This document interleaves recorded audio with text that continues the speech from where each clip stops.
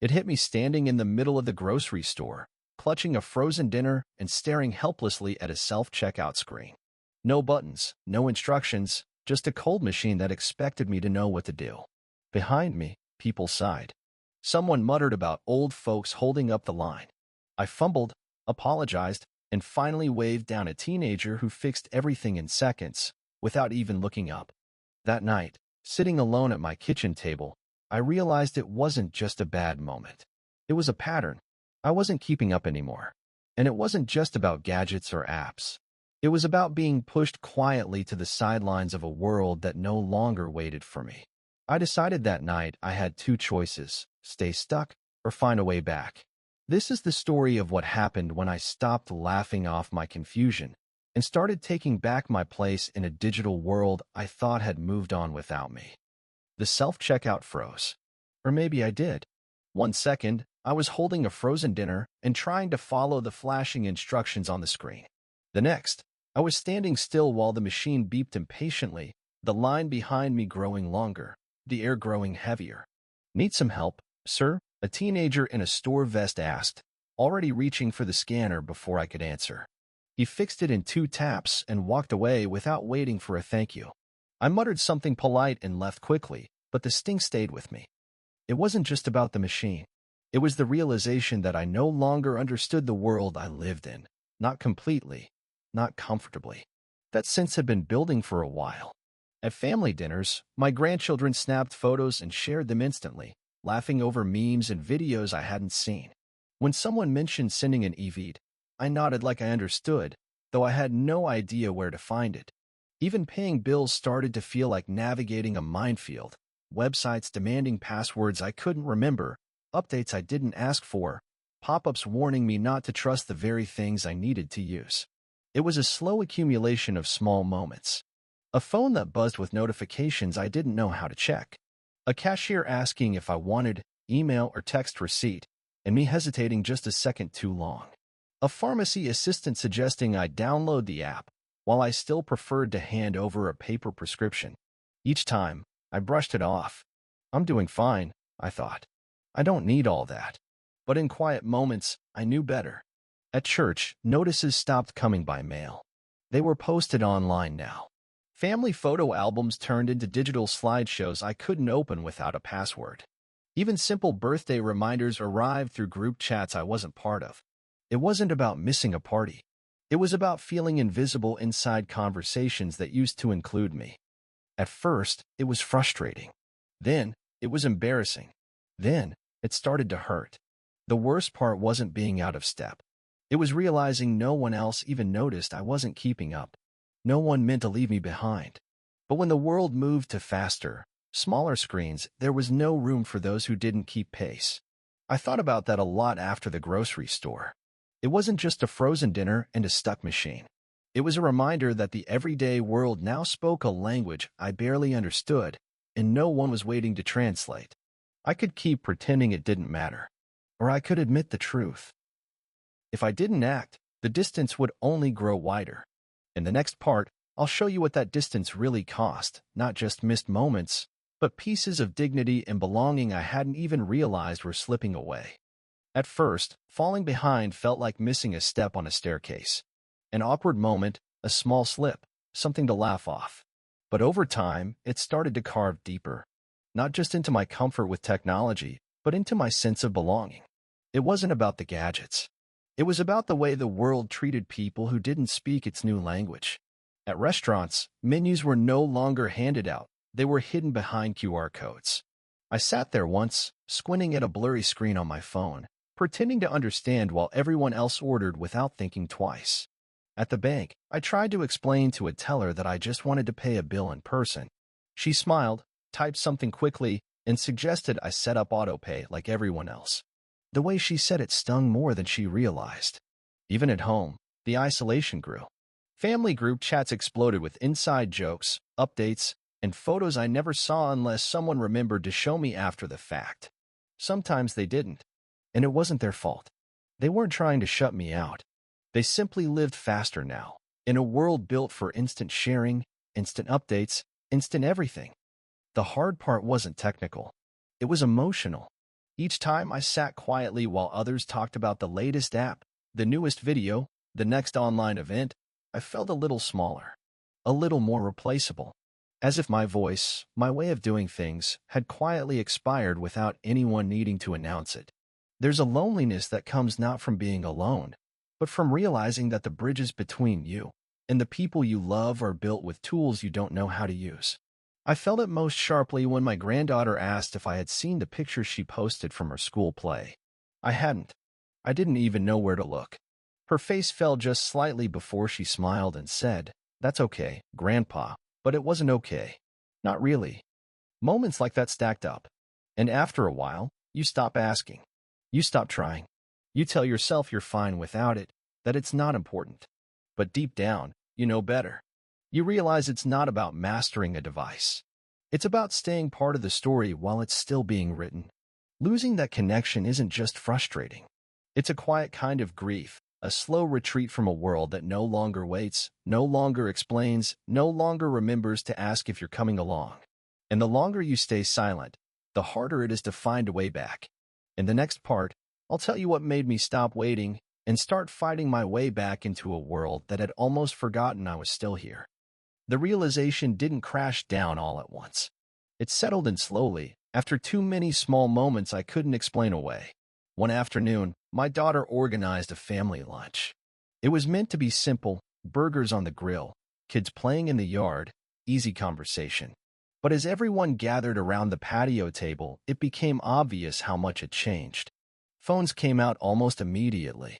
Photos from last weekend, short videos from school performances, even a new baby announcement from a cousin I hadn't seen in years. Everything passed from hand to hand across screens I didn't know how to navigate. I listened, smiled, nodded where I could. Sometimes someone would turn a screen toward me, but by the time I found the right angle or focus, they had moved on.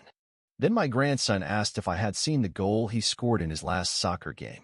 He looked so proud, so sure I had been part of the moment somehow. I hadn't seen it. I hadn't even known it happened. I said something vague, and he nodded. But I saw it, the quick drop in his excitement. He tried to hide it, but I noticed. For once, I didn't pretend not to.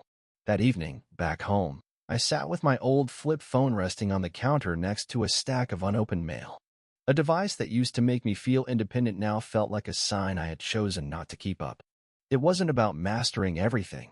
It was about showing up where the people I loved now lived part of their lives. Connection wasn't just happening across dinner tables or backyard fences anymore. It was happening in texts, photos, apps, places I had never bothered to visit. And the longer I stayed away, the less present I would be, no matter how often I showed up in person. The next morning, I walked into the cell phone store. Bright lights, glossy screens, young faces moving fast. It felt uncomfortable, but not unbearable. A young man greeted me and asked what I was looking for. I didn't have the right words. I just said, something that lets me stay part of my family. He smiled, not with impatience, but real understanding, and showed me a simple smartphone. Nothing fancy. Large buttons, easy layout, basic apps already installed. I didn't leave the store knowing everything. In fact, I barely knew how to answer a call on the new phone. But I left with something I hadn't felt in a long time. The belief that I could still move forward, even if I had to do it one uncomfortable step at a time. Learning wasn't going to be instant. Mistakes were guaranteed. But staying disconnected would cost more than the embarrassment of fumbling through a few screens. It would cost real moments, real relationships, pieces of a life I wasn't ready to give up. In the next part, I'll share what those early, awkward steps looked like, and why learning to laugh at my own mistakes became the most important skill of all. I didn't become comfortable overnight. In fact, the first few days with my new phone were humbling in ways I hadn't expected. The first call I tried to answer went a voicemail because I couldn't find the green button fast enough. When I tried to send a reply text to my daughter, I somehow posted a sticker of a dancing banana instead. She called laughing so hard she could barely speak, and not at me, but with me. That laugh melted some of the stiffness I'd been carrying. For once, a mistake didn't close a door. It opened one. The hardest part was admitting how much I didn't know. Simple things like swiping the screen or tapping instead of pressing felt foreign. I had to relearn how to use my hands, how to trust that a gentle touch could make something happen. There was a Saturday morning I spent nearly an hour trying to set an alarm. Every time I thought I had it, I'd accidentally open a different app. News articles, weather reports, a game about matching candy. I saw more of the phone that day than I intended. Instead of giving up, I took a deep breath and wrote down every small success. First successful call. First text message sent without sending a dancing fruit. First photo taken that wasn't an accidental close-up of my hand. Progress didn't come from big leaps. It came from moments where I refused to let frustration win. My grandson, seeing me struggle, sat down one afternoon and showed me how to take a photo properly. Not just once. Patiently. Letting me practice over and over until it felt less like magic and more like memory.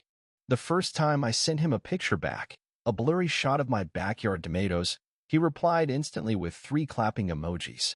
I didn't even know what the clapping meant at first, but I knew it was good. I knew it meant I was still part of something. There were plenty of wrong turns along the way. I once joined a group video call by mistake and ended up face-to-face with 6 very confused members of a local gardening club. I apologized and left the meeting so fast I wasn't sure if I had hung up properly. Later, one of the women from the group sent a message saying, "You're welcome to join us anytime." Learning how to live in the digital world wasn't just about apps or passwords. It was about staying flexible enough to be bad at something new and confident enough to keep going anyway. I realized that most people weren't experts either. They just kept tapping and swiping and Googling until things worked. No one was keeping score. No one cared how many mistakes I made. And the more mistakes I made, the more moments I created, moments that reminded me I wasn't on the outside looking in anymore. Even simple things changed the feel of daily life. Getting a text from my daughter asking if I needed anything from the store and being able to reply instantly. Seeing photos from my granddaughter's school project the same day she posted them. Sending my own pictures, not perfectly framed, not artistically lit, but real, little snapshots of the life I was still living. Technology didn't erase the gap between generations, but it closed the distance. And every small step forward was another way of saying, I'm still here. I still belong. In the next part, I'll share what changed most after I took those first awkward steps, and what I would tell anyone standing where I once stood, wondering if it's too late to catch up. The real shift wasn't about knowing how to press the right buttons. It was about feeling the barrier between me and everyone else starting to fall away. At family gatherings, I didn't have to sit waiting for someone to show me pictures anymore. I was already part of the exchange, scrolling, commenting, asking questions when I wanted, not when I needed help. One evening, my daughter sent a group message about an upcoming birthday party. I read it the moment it arrived and answered before half the family even opened it. Simple, maybe, but it reminded me that I wasn't lagging behind anymore. I was in the conversation, not catching up to it. Life outside family circles changed too. At the pharmacy, when asked about setting up reminders through an app, I didn't hesitate. At the library, when events moved to online registrations, I signed up without needing anyone to guide me through every step. Each time I handled something new, the fear that used to tighten around me loosened a little more. Not because I had become fearless, but because mistakes no longer felt like proof that I didn't belong. Technology was never really the enemy. It was the space where connections lived now. Ignoring it had been like trying to stay part of a town where everyone else had quietly moved away. Learning to move with the changes didn't make me someone else. It made me more of who I already was, still curious, still willing to stay close to the people and the life I cared about. I don't use every app my grandchildren talk about. Half the time, I still think autocorrect is playing tricks on me. But none of that matters. What matters is that when my grandson scored his next goal, I saw the photo the same day. When my daughter needed an answer about dinner plans, I didn't miss the message because I was too proud to ask how to find it. If I could speak directly to anyone standing on the outside, feeling too old, too far behind, too out of place, I'd say this. Start where you are. Pick one thing that matters. Learn it slowly, without apology. You don't have to love technology. You just have to use it enough to stay part of the story you still belong to. Connection isn't about knowing every feature. It's about being reachable when it matters. It's about showing up, even if the road there looks different than it used to. Every new step feels awkward at first, but each one shrinks the distance a little more. And there's no better reason to start than knowing the people waiting on the other side would rather have you stumble forward than disappear altogether. Technology didn't erase the distances in my life. It gave me a way to cross them. Learning new habits wasn't comfortable. At times, it felt slower than I wanted and harder than it looked. But every uncomfortable moment led to something real, a shared conversation, a photo seen on time, an invitation I didn't miss. The digital world isn't just for the young or the tech-savvy. It's for anyone who still has stories to hear, memories to share, and people to love. Starting was the hard part. After that, every step forward felt a little less uncertain. If you've been standing at the edge, wondering if it's worth the trouble, know this. Staying part of the world you care about matters more than the mistakes you'll make along the way. Take one action this week. Send a message.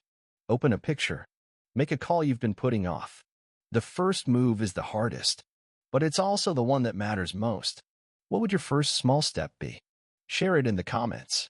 And if this message reminded you of someone, send it their way. You never know how much difference a little encouragement can make. Thank you for being here.